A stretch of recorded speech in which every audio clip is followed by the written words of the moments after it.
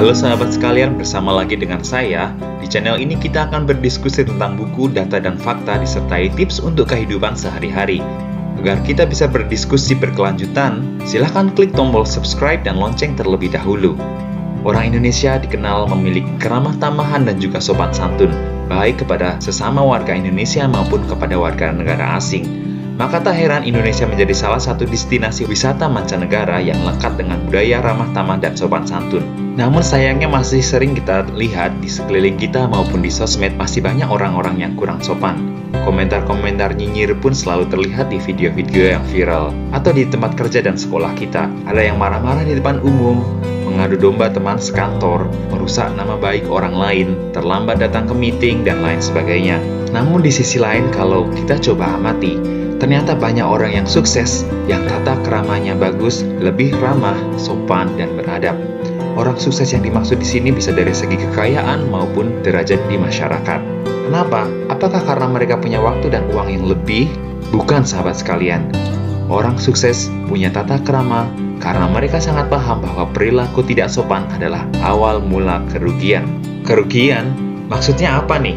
Sahabat sekalian, ada sebuah buku yang membahas tentang pentingnya tata krama dan sopan santun. Judul buku ini adalah Mastering Civility, A Manifesto for the Workplace, karangan Christine Porath.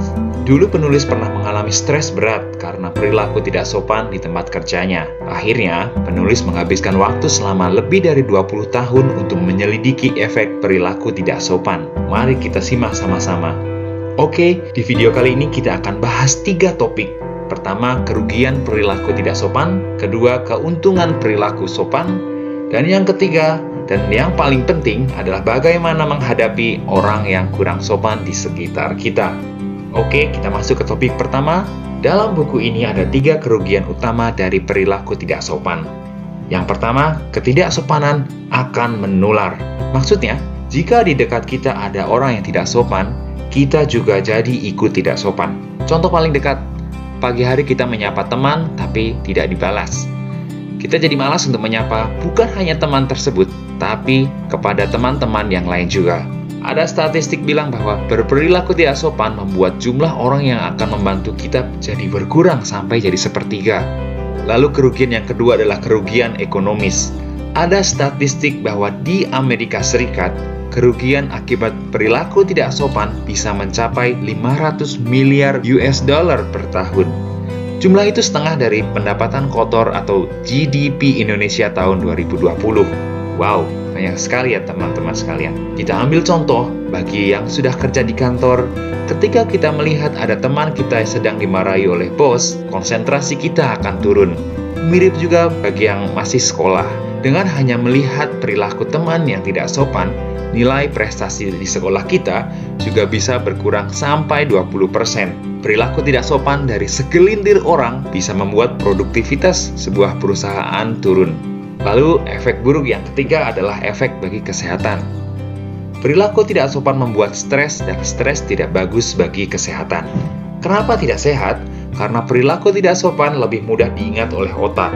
Kata-kata yang diucapkan mungkin kita mudah lupa, tapi kata-kata kasar atau perilaku diacuhkan akan tetap diingat. Dan ketika orang berperilaku tidak sopan di tempat kerja, itu membuat kita tidak bisa bekerja sama dengan efektif. Lalu akibatnya kita jadi tambah stres, dan kita jadi lebih mudah sakit.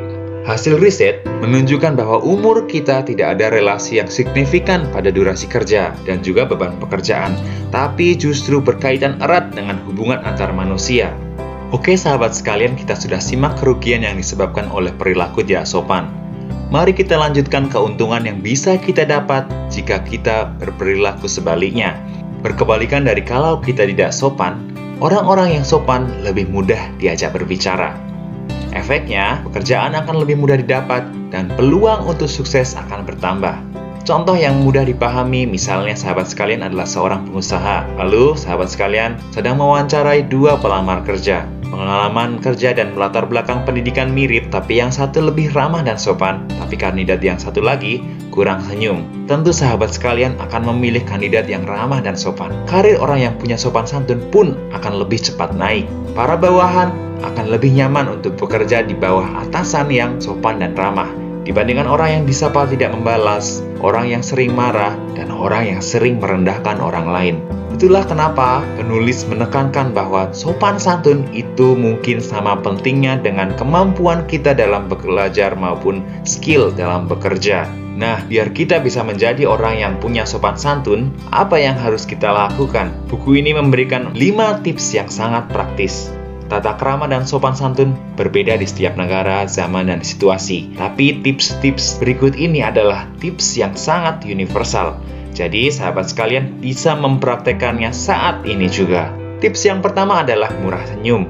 Buku ini menganjurkan kalau ada orang yang mendekati kita sampai jarak 3 meter, lemparlah senyuman, dan kalau jaraknya sampai 1,5 meter, ucapkan salam. Tips kedua adalah dengarkan pembicaraan orang lain. Ambil contoh, ketika kita sedang punya masalah dan bos kita mendengarkan secara serius, kita jadi berpikir bahwa bos kita memahami kita, tak peduli apakah beliau benar-benar memberi solusi atau tidak. Dan jangan sampai kita menyela pembicaraan orang lain, lalu menggantikannya dengan topik bicaraan kita. Penulis sangat menganjurkan perbandingan antara waktu untuk kita mendengar dan berbicara adalah 1:2. Lalu tips yang ketiga adalah hormati orang lain. Ketika sahabat sekalian sedang di restoran dan pelayan mengantarkan masakan, apakah kita selalu bilang terima kasih? Ketika bawahan kita menyelesaikan dokumen, apakah kita selalu bilang terima kasih? Orang yang bersopan santun terbiasa berterima kasih untuk hal-hal kecil sekalipun. Berterima kasih adalah cara untuk menghormati orang lain. Tapi, sayangnya masih ada orang yang kurang menghargai orang lain, memarahi orang lain di depan orang banyak, terlambat pada meeting, tapi tidak meminta maaf. Itu adalah contoh-contoh perilaku tidak menghormati orang lain. Tips keempat adalah rajin memberi. Penelitian membuktikan bahwa orang yang rajin memberi justru malah menerima lebih banyak. Kenapa? Karena dengan memberi, hubungan sosial jadi lebih baik dan jadi lebih mudah bekerja sama untuk memperoleh yang lebih banyak. Lalu apa yang harus kita beri? Tidak perlu sesuatu yang memberatkan. Minimal ucapan terima kasih, atau bisa juga dengan memberi bantuan yang lebih dari biasanya. Di channel ini saya sudah membahas tips-tips memberi di video sebelumnya. Silahkan simak lebih jauh. Tips yang kelima, akuilah jasa-jasa orang lain. Ketika kita berhasil mencapai sesuatu pencapaian, ingatlah bahwa banyak orang yang membantu kita. Jangan kita berpikir bahwa pencapaian itu semata-mata hasil dari usaha kita sendiri. Bagilah hasil pencapaian itu pada orang-orang yang berjasa pada kita. Nah, sahabat sekalian, itu adalah tips-tips untuk bersopan santun menurut buku ini. Murah senyum, dengarkan ketika orang lain bicara, hormati orang, rajin memberi, dan juga akuilah jasa orang lain. Dan sebaliknya, orang yang kurang sopan, jarang senyum, sering memarahi orang, meremehkan orang lain, dan pelit, itu adalah ciri-ciri orang yang kurang punya sopan santun. Oke, kita sudah paham kerugian berperilaku tidak sopan dan tips bersopan santun. Tapi bagaimana jika di dekat kita ada orang yang berperilaku kurang sopan? Lebih parah lagi jika bos kita, orang yang statusnya di atas kita, ternyata orang yang punya perilaku kurang sopan. Tips menurut buku ini adalah mempersingkat percakapan dengan mereka. Kenapa? Seperti kita bahas tadi, ketidaksopanan itu menular. Lama-lama berbicara dengan orang yang kurang sopan santun membuat kita jadi ikutan tidak sopan. Kurangilah waktu bertatap muka. Berkomunikasi dengan chatting ataupun email mungkin jadi salah satu solusinya. Lalu tips penting selanjutnya, jangan sampai kita lupa diri dan membalas ketidaksopanan dari orang lain. Membalas berarti menjatuhkan level kita jadi orang yang kurang sopan santun. Oke sahabat sekalian, semoga video kali ini bermanfaat. Silakan sahabat sekalian cari dan beli buku ini, lalu mari kita renungkan apakah kurang suksesnya kita? Jangan-jangan karena kita kurang sopan santun. Buku ini sangat menekankan bahwa berperilaku sopan santun sangatlah mudah, tapi manfaatnya sangat banyak. Jadi mari kita terapkan tips-tipsnya satu demi satu. Oke, kalau Anda merasa mendapatkan manfaat dari video ini, tolong jangan lupa like, komen, dan subscribe. Simak juga video lain dari channel ini. Sampai ketemu di video berikutnya. Bye-bye.